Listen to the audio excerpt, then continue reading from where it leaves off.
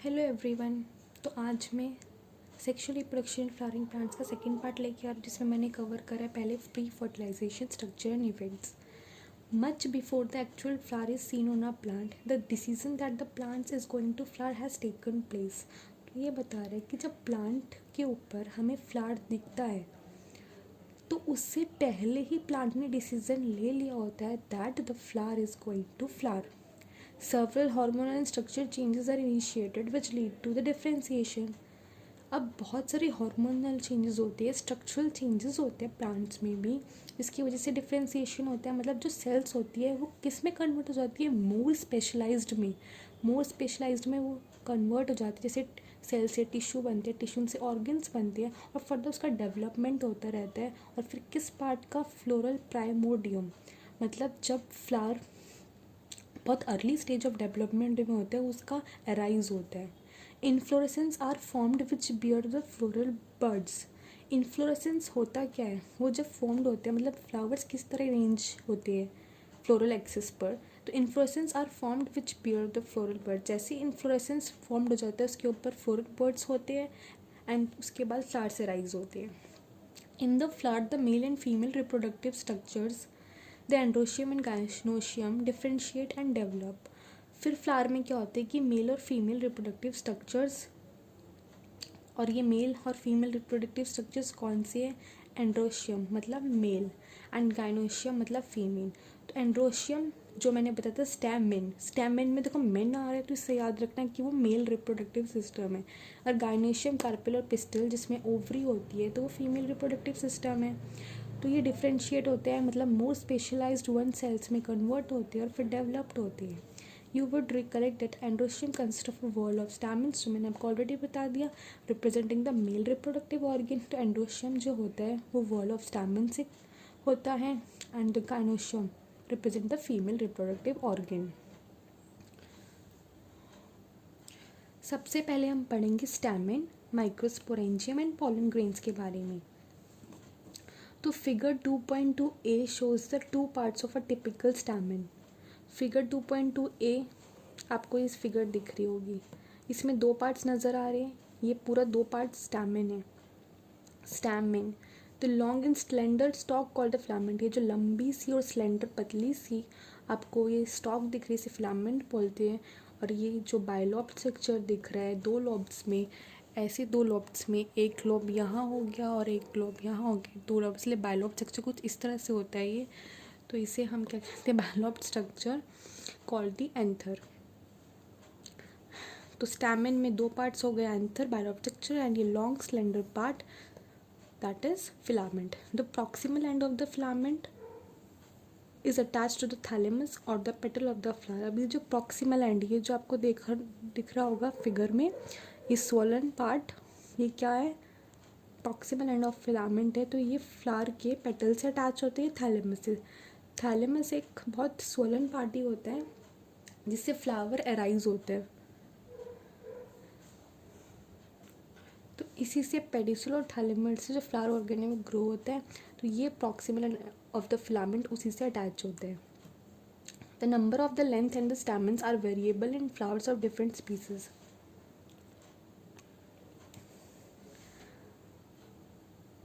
Flowers की different species में stamens के नंबर भी और लेंथ भी बहुत ही अलग होते हैं। If you were to collect a stamen each from 10 flowers each from different species and arrange them on a slide, you would be able to appreciate the large variation in size seen in nature.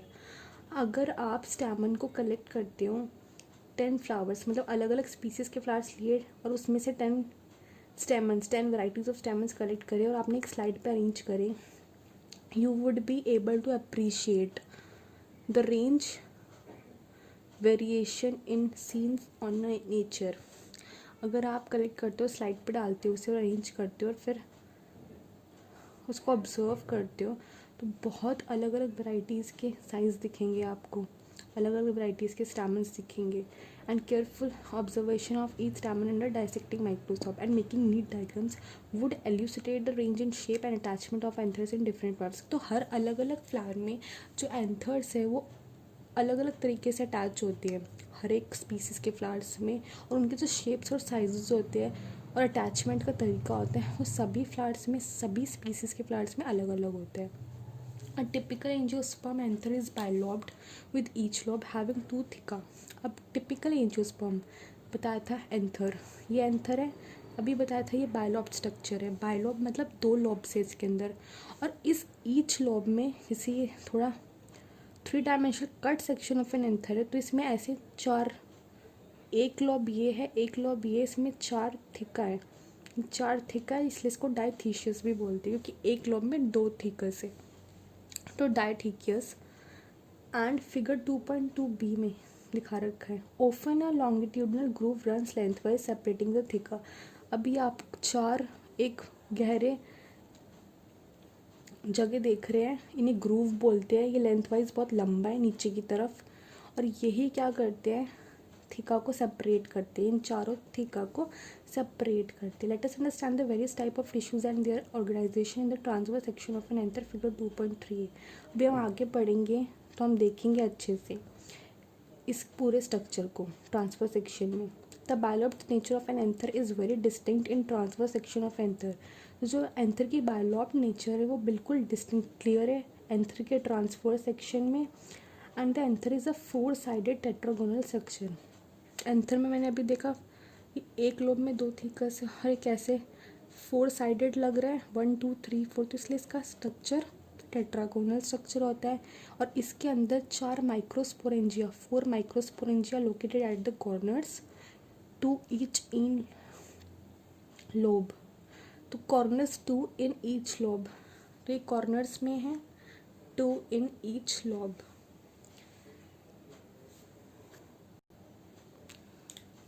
तो the microsporangia develop further and become pollen sac. अब यही जो microsporangia जो इन चारों जगह है, ये microsporangia develop होते हैं और फर्दर यही पोलन सैक्स बन जाती है। ये पोलन सैक्स दिख रहे हैं लंबे लंबे, और इन पोलन सैक्स में ही पोलन ग्रेन्स होते हैं। They extend longitudinally all through the length of an anther. ये एक्सटेंड होते हैं लॉन्गिट्यूडली, बहुत लंबे में एक्सटेंड होते, देखो लंबे लंबे लग भी रहे फिगर में। And are packed with pollen grains, और ये पोलन ग्रेन से पूरी तरह भरे होते हैं। अब है स्ट्रक्चर ऑफ माइक्रोस्पोरेंजियम। अब यहाँ पे एक वर्ड आया था ऊपर माइक्रोस्पोरेंजिया, तो अब हम उसके बारे में डिटेल में पढ़ेंगे। तो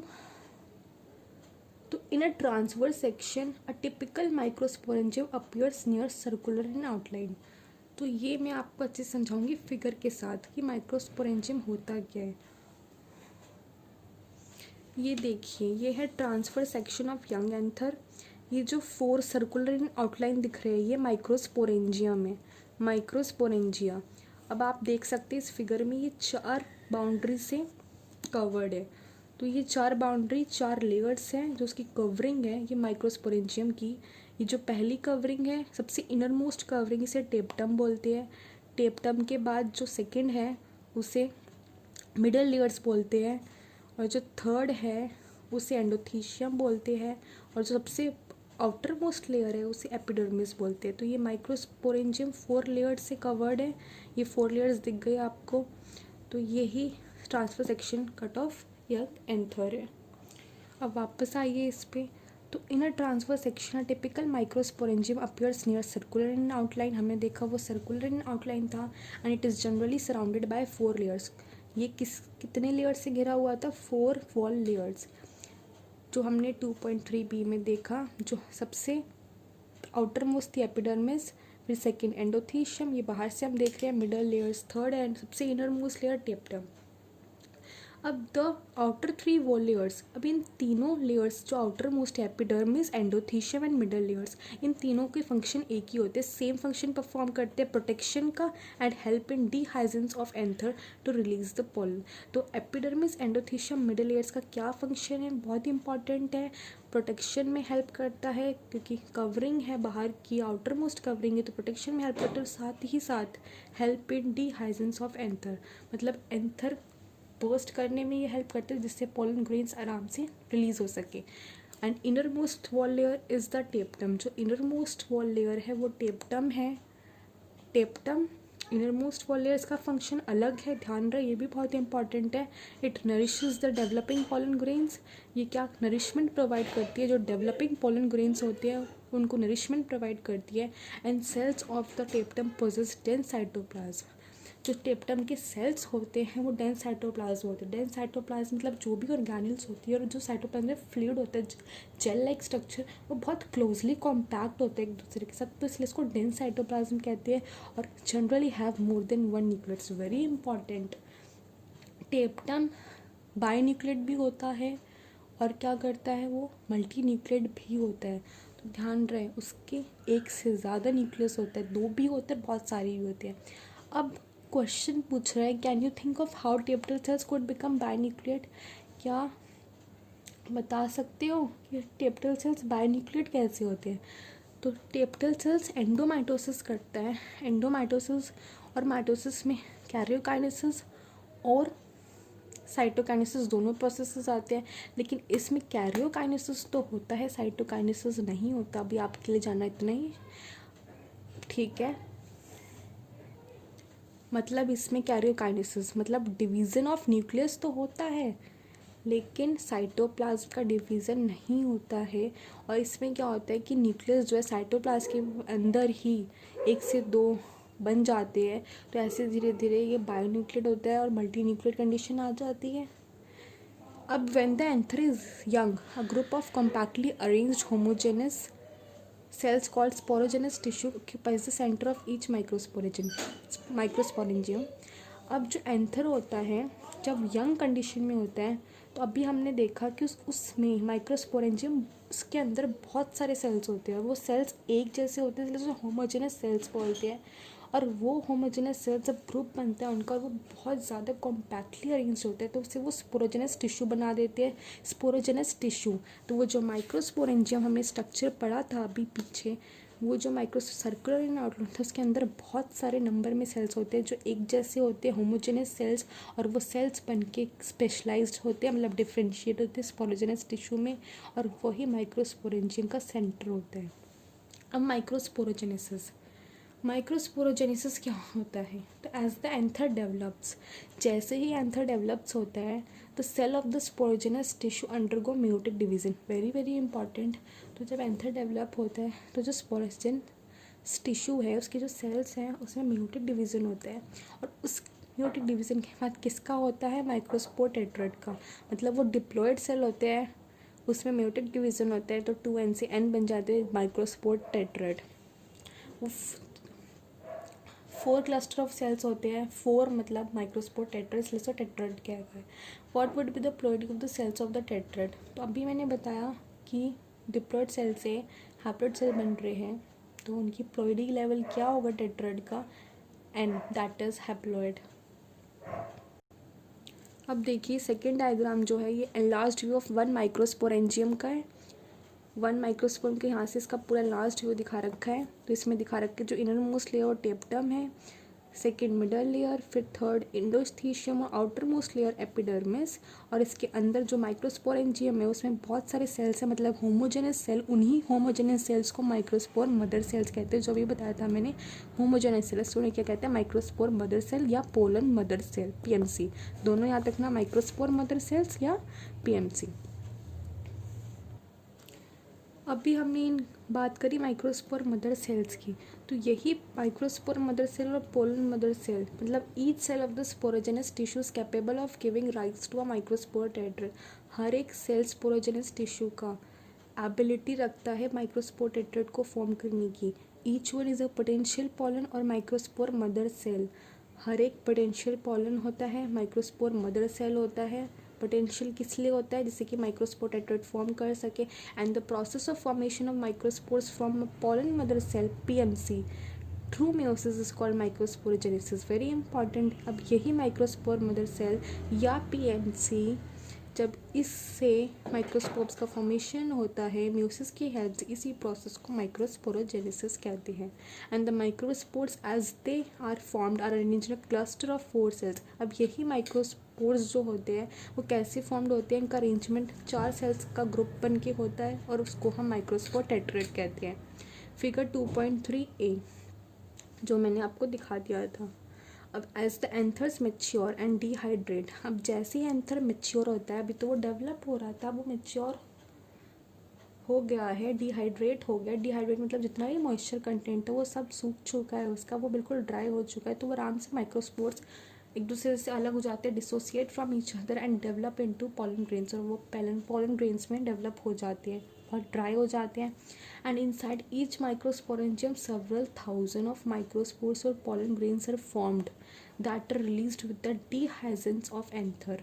अब उसमें माइक्रोस्पोरेंजियम में बहुत सारे माइक्रोस्पोर्स और पॉलन ग्रेन्स होते हैं, फॉर्म्ड होते हैं, और फिर जैसे ही एंथर की बर्स्टिंग होती है वो रिलीज हो जाते हैं, several thousands of microspores.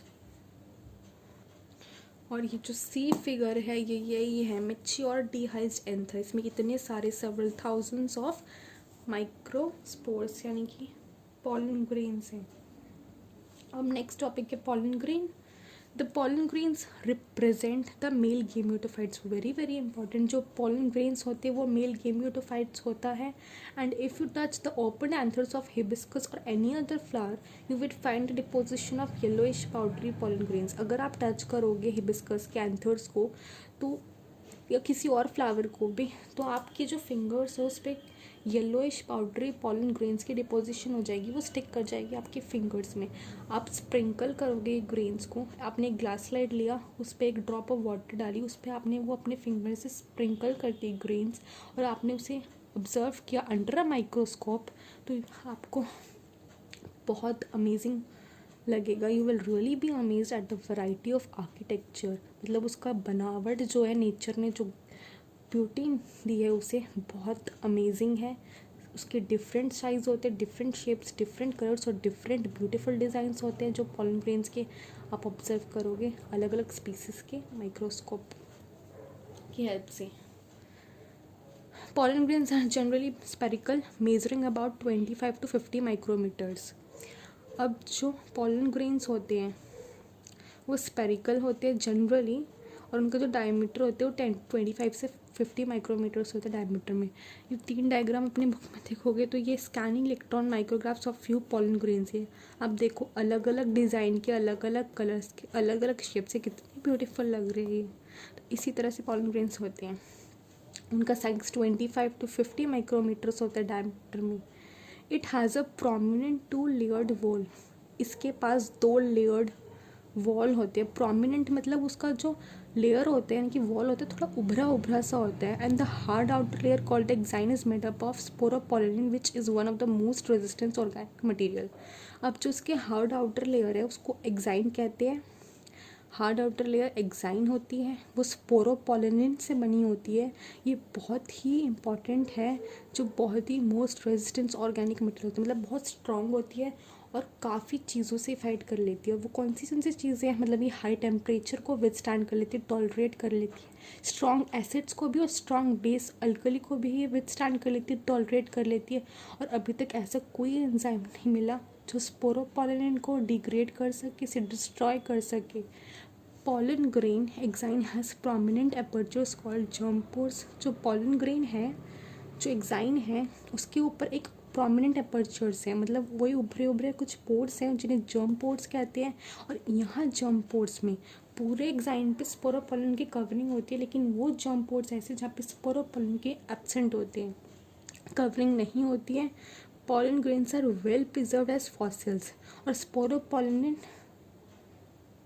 Pollen grains जो होते हैं वो वेल प्रिजर्व होते हैं फॉसिल्स की तरह। जैसे फॉसिल्स को प्रिजर्व करके रखते हैं वैसे पॉलन ग्रेन्स को भी प्रिजर्व करके रखते हैं, क्योंकि स्पोरोपोलिन की वजह से, क्योंकि ये बहुत ही इंपॉर्टेंट पार्ट है और ये कई चीज़ों में काम आता है। यहाँ पे इतना नहीं दिया हुआ, तो स्पोरोपोलिन की वजह से इसकी इतनी कवरिंग अच्छी होती है, स्ट्रॉन्ग होती है, वो हाई टेम्परेचर, स्ट्रॉन्ग एसिड्स और एल्कली को भी टॉलरेट कर लेते हैं। The exine exhibits a fascinating अरे ऑफ पैटर्न्स एंड डिज़ाइन।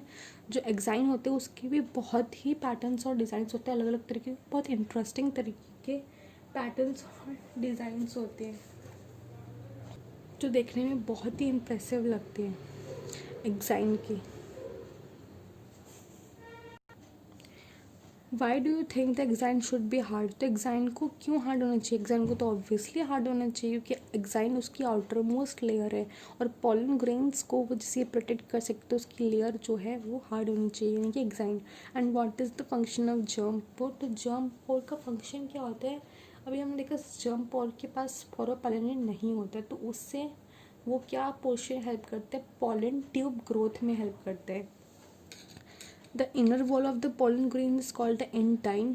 जो इनर वॉल होती है पॉलन ग्रेन की उसे इंटाइन कहती है। याद रखना, outer most layer exine, inner most layer intine.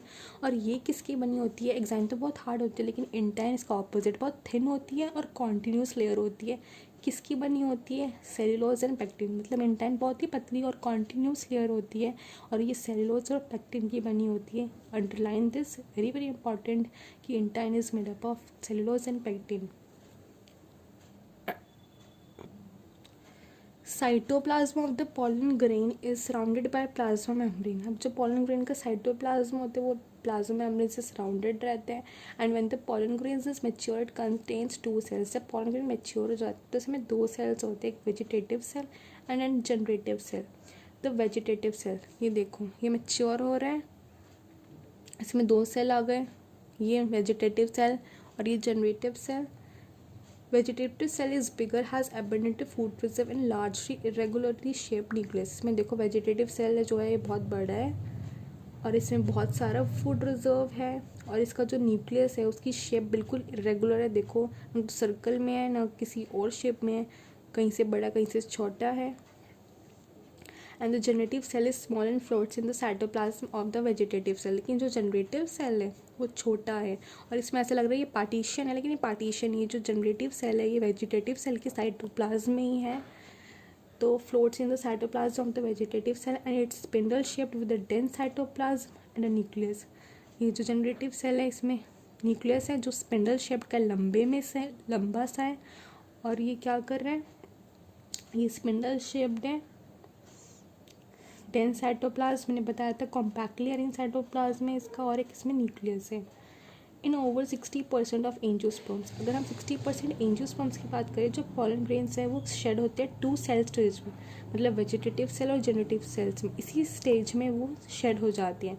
लेकिन अगर हम 40% स्पीसीज यानी कि रिमेनियन स्पीसीज की बात करें तो generative cell divides mitotically to give rise to male gametes before pollen grains are shed 3 cell disease. लेकिन इसमें क्या होता है कि कुछ 40% स्पीसीज में जनरेटिव सेल्स माइटोसिस करते हैं जिसकी वजह से 2 मेल गैमेट्स का फॉर्मेशन होता है, उसके बाद पॉलन ग्रेन्स शेड होते हैं और वो कौन सी कंडीशन बन जाती है? 3 सेल स्टेज में। तो 40% के लिए pollen grains of many species cause severe allergies and bronchial applications. जो पॉलन ग्रेन्स होते हैं कई स्पीसीज के तो बहुत सीवियर एलर्जी कॉज कर देते हैं, बहुत डेंजरस होती है और ब्रोंकियल प्रॉब्लम्स भी हो जाती है, एफ्लिक्शंस भी हो जाती हैं in some people often leading to chronic respiratory disorders. और कुछ पीपल में तो बहुत खतरनाक रेस्पिरेटरी डिजीज़ हो जाती है, जैसे अस्थमा, ब्रोंकाइटिस एक्सेट्रा। अब एक एग्जांपल दे रखा है इसने, जैसे पार्थेनियम और कैरेट ग्रास का, कि वो इंडिया में एक कंटामिनेंट के बन के इम्पोर्टेड वीट के साथ and has become ubiquitous in occurrence and cause pollen allergy। और वो हर जगह फैल गए और उसने बहुत पॉलन एलर्जी को फैला दिया, कॉज कर दिया बहुत लोगों में। लेकिन पॉलन ग्रेन्स के पास कुछ अच्छाई है कुछ बुराई भी है। तो अच्छाई क्या है? Pollen grains are rich in nutrients. It has become a fashion in recent years to use pollen tablets at food supplements. Pollen grains जो है उसमें बहुत सारे न्यूट्रिएंट्स होते हैं और ये तो फैशन बन गया था रिसेंट ईयर्स में कि पॉलन टैबलेट्स की तरह पॉलन ग्रेन्स को लेते थे, कंज्यूम करते थे एज फूड सप्लीमेंट्स, जिससे कि उनको न्यूट्रिशन मिल सके। In western countries a large number of pollen products in the form of tablets and syrups are available in the market।